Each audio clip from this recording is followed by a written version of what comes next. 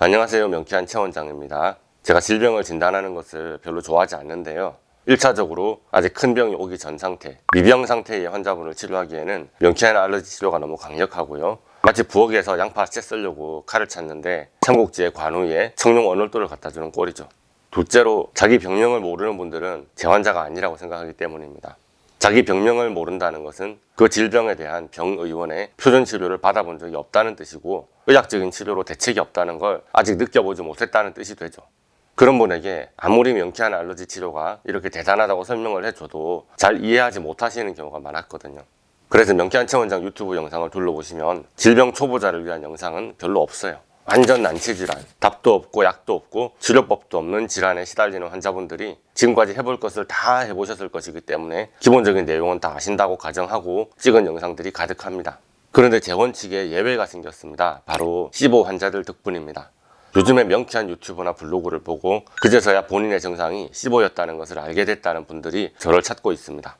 명쾌한 최 원장 영상을 보고 나서야 지금까지 수많은 식이요법을 해봤고 영양제를 그렇게 많이 먹었는데 왜 더 나빠지기만 하고 전혀 낫지 않았는지 이제서야 알게 됐다는 분들이 많아지셨어요. 그래서 이런 분들을 위해서 C5 자체에 대한 좀 더 자세한 정보가 필요하다는 생각이 들어서 C5에 대한 기초적인 내용을 찍어보기로 했습니다. 자, 일단 C5 환자분들 병원에서 진단받기가 어려우셨을 겁니다. 내가 아픈 것이 소장내 세균 과정식으로 인한 것인가 보다, 이 생각을 하게 되는 것이 너무 어렵습니다. 사실 알고 나서 보니 그동안 우리가 단순히 소화가 안 된다, 설사나 변비가 심하다, 밥을 먹으면 배가 아프다, 복통이 심하다, 우울하다, 머리가 멍하다, 원인 불명의 괴질이다 생각했던 수많은 증상이 C5와 관련이 있었습니다. 저도 기존에 알러지 치료 하시던 분들을 오랜 기간 치료를 하다가 어느 날 불현듯이 소장내세균 과정식증이 이분의 정상의 바닥에 깔려 있는 것이 아닐까, 그것을 깨닫고 치료 방향을 전환했던 경우도 많았습니다. 내가 아파서 병원에 가면 당신이 이것 때문에 이렇게 아픈 겁니다, 이것을 의사가 진단하고 말해줘야지 아픈 환자가 이렇게 정보를 찾고 뒤져야 하나 생각이 드시는 분들이 많으셨을 거고요. 내가 C5인가 보다 이런 생각이 들어서 혹시 제가 C5 아닐까요? 하고 의사에게 물어도 C5가 뭐죠? 오히려 의사 선생님이 이렇게 물으시니까 참 대책이 없고 당황하게 되는 거죠.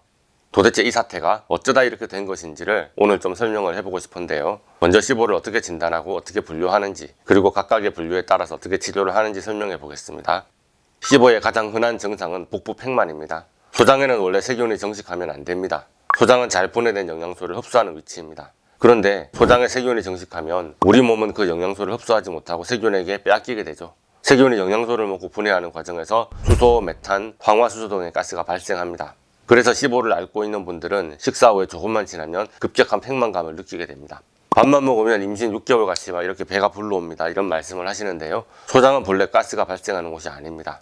혹여나 위에서 발생한 가스는 트림으로, 대장에서 발생한 가스는 방귀로 나오면 되는데, 소장은 대략 7m나 되는 아주 긴 장기입니다. 너무 가늘고 길어서 소장에서 가스가 발생하면 빨리 배출되지 못하고 소장 내부에 갇혀서 얇은 소장의 평활근을 팽팽하게 압박하게 됩니다. 그래서 상당한 불편과 통증을 유발하게 되는 거죠.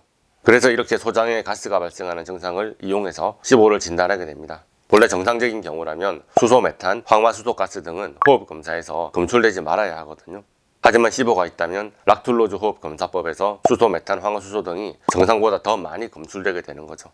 일단 이 검사를 하기 위해서는 며칠 전부터 그동안 먹던 항생제와 각종 영양제를 서서히 끊어야 합니다. 그리고 검사 직전에 12시간 전부터는 금식을 하고 검사를 시작할 때 숨을 뱉어서 그 안에 수소와 메탄 농도를 먼저 측정합니다. 이것을 베이스라인 농도라고 부릅니다. 원래 나오고 있는 수치를 체크한 거죠. 그 다음 인체에 흡수되지 않는 당류인 락툴로즈, 유당을 먹습니다. 그때부터 총 3시간 동안 20분 간격으로 계속 숨을 뱉어서 날숨에 들어있는 가스를 체크하게 됩니다. 만약 검사 시작 후에 첫 90분 이내에 수소가스 농도가 처음보다 20ppm 이상 상승하게 된다면 수소 C5 양성으로 진단합니다. 수소가스가 많이 배출되는 경우 복부 팽만과 설사를 유발한다고 알려져 있습니다. 그러나 만약에 90분이 넘어간 이후에 20ppm이 올라간다고 하면 그것은 락툴로즈가 이미 대장까지 도달한 다음이라고 보기 때문에 대장 내 세균에 의한 정상적인 반응으로 보고 C5 음성으로 진단합니다. 메탄가스를 체크하는 방식은 C5 진단의 최신 기법입니다. 몇 년 전까지만 해도 대부분 기능의학 클리닉에서는 주로 수소 호기검사법만 실시를 했었죠. 아마도 기능의학병원 다니셨던 분들은 아실 겁니다. 어쨌든 건강한 사람에게는 메탄이 거의 검출되지 않고 검출되더라도 아주 낮은 수준입니다. 그런데 만약 검사 시간 도중에 언제라도 10ppm 이상의 높은 농도로 메탄가스가 검출된다면 메탄 C5 양성이라고 진단합니다. 메탄가스가 많이 배출되는 것은 변비와 복부 팽만의 증상이 있을 가능성이 높습니다. 수도가스는 일반적인 장내 세균에 의하여 생성되지만 메탄은 고세균의 일종인 메탄 생성균에 의해서 생성됩니다. 이미 생성된 수장내의 수소를 다시 사용해서 메탄가스를 만들게 됩니다. 그래서 수소가스도 양성으로 나오고 메탄가스도 양성으로 나오는 경우도 있습니다. 그런 경우에는 혼합형 시보라고 부릅니다. 그런데 과민성 대장 증후군의 70%가량이 시보가 원인이라고 합니다. 그래서 과민성 대장 증후군 IBS와 시보가 진단이나 식이요법 쓰는 용어가 겹치는 경우가 생깁니다. 그래서 수소시보는 설사 증상이 있는 과민성 대장 증후군 IBS-D와 연관이 되고 메탄시보는 변비가 있는 과민성 대장 증후군 IBS-C와 연관됩니다. 그리고 메탄시보가 알려지고 진단과 처방이 정리된 것이 얼마 안 되었다고 말씀드렸는데요. 그래서 메탄시보를 시보에서 떼어내서 서로 다른 질환으로 분류하게 되었습니다. 그래서 메탄시보의 공식 질병명은 Intestinal Methanogen Overgrowth IMO라고 부릅니다. 이것을 번역하면 장내 메탄 생성 미생물 과증식증이라고 할 수는 있겠는데 공식 질병명이 결정되지 않았습니다. 왜냐하면 미국의 질병 분류에 정식으로 시보와 IMO가 등재된 것이 몇 달 전이기 때문이죠. 한국도 국제 기준을 따르므로 조만간 한국의 질병 분류에도 이 상병명이 정식 등록되기는 될 텐데요. 그때 상병명을 뭐라고 정하는지 봐야 합니다. 그래서 제가 장내 메탄 생성 미생물 과증식증 이렇게 부르다가 혹시 나중에 다른 이름으로 바꿔 불러도 이해해 주셔야 됩니다. 일단은 제가 시보 환자분들을 치료하고 있으면서도 2023년 12월 기준으로는 아직 등재된 상병명이 없어서 그냥 상세불명의 장질환이라고 차팅하고 있습니다. 그래서 여러분들이 아마 해외 자료를 보며 공부하실 때는 시보, 메탄시보, 수소시보, IBS-C, IBS-D, IMO, 그리고 혼합시보 이런 질병명을 중구난방 듣게 되실 겁니다. 아직 이 분야가 완벽히 의학적으로 정립되지 않아서 그렇습니다. 그런데 의학적으로 정립이 됐든지 말든지 우리는 아픕니다. 일단 아픈 것을 치료하고 싶은데 한국은 시보의 불모지입니다. 환자가 없는 게 아니에요. 시보 환자분들은 너무너무 많은데 시보의 정확한 개념이나 식이요법이 대중에게는 잘 알려져 있지 않고 게다가 의사나 한의사들이 시보를 아직은 잘 모릅니다. 그런데 그게 의사와 한의사들의 문제라고 왜 동네 병원에서 진단을 못하냐고 막 비난할 일은 아닌 거죠. 아직 한참 연구 중인 분야이고 한국에는 아직 정보가 많이 없어서 그런 겁니다. 그래서 저도 최대한 시보에 대한 정보를 영상으로 많이 올려놓겠습니다. 참고하시면 좋겠고요. 시보의 특징적인 증상과 원인에 대해서는 이미 영상을 올려놨습니다. 만약에 내시경 검사, 대변 검사, 유기산 검사, 혈액 검사, CT, MRI, 알러지 검사 등에서 아무런 이상을 찾지 못했는데 복통과 복부 팽만, 가스, 배변 장애, 설사 변비, 장점액 과다 분비, 역류성 식도염, 소화불량, 더부룩함 등의 증상이 있고 일상생활에 지장이 있을 정도로 심각한 상태라면 시보를 한번 의심해 봐야 합니다.